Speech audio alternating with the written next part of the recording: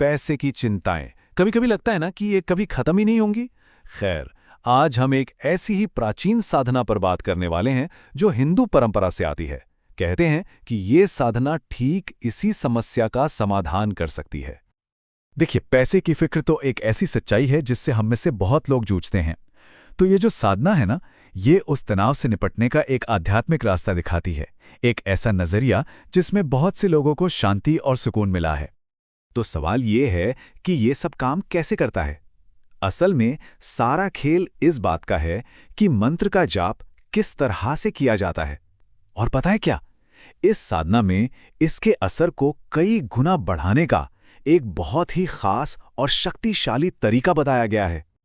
तो ये रहा मुख्य अंतर।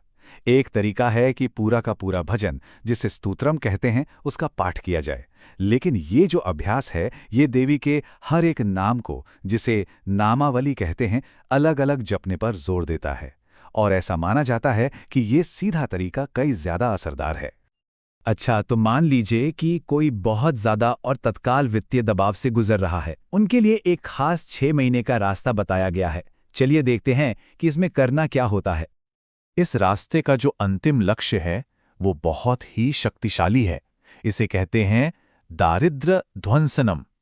इसका मतलब है गरीबी का जड़ से नाश, पूरी तरह से विनाश।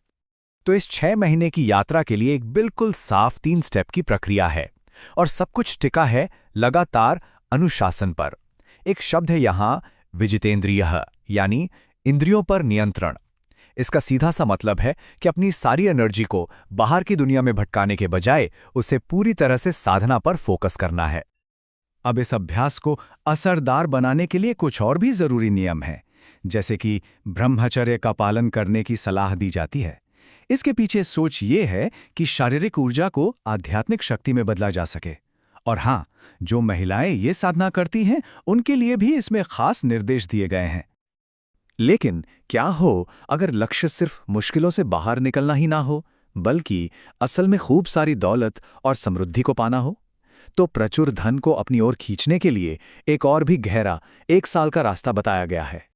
यहां लक्ष्य है अष्टैश्वर्यम को पाना, यानी 8 अलग अलग तरह की दिव्य संपत्ति को आकर्षित करना।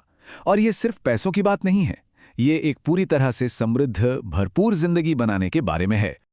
और इस ज्यादा गहन रास्ते के लिए सारा खेल एक नंबर पर आके टिक जाता है, और वो नंबर है 100।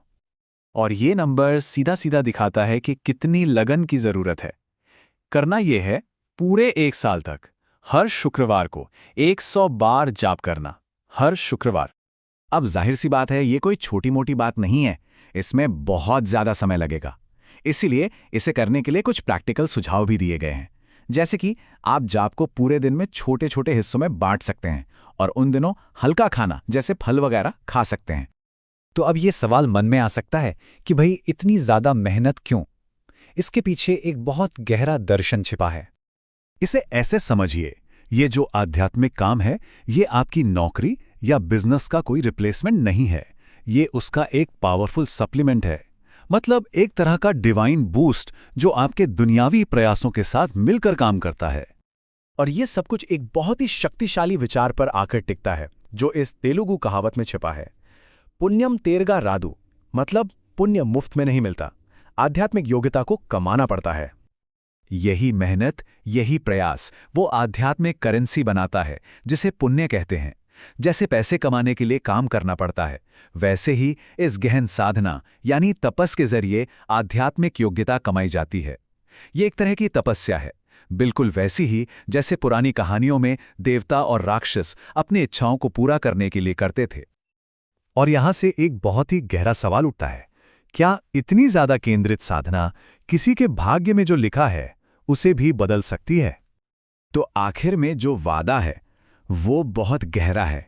स्रोत ये बताते हैं कि कठोर तपस्या के जरिए ऐसे आशीर्वाद भी मिल सकते हैं जो शायद किसी की जन्म कुंडली यानी जातकम में लिखे ही ना हों। और ये हमें एक बहुत बड़े सवाल के साथ छोड़ जाता है, क्या वाकई सच्ची लगन और मेहनत से भाग्य को भी बदला जा सकता है?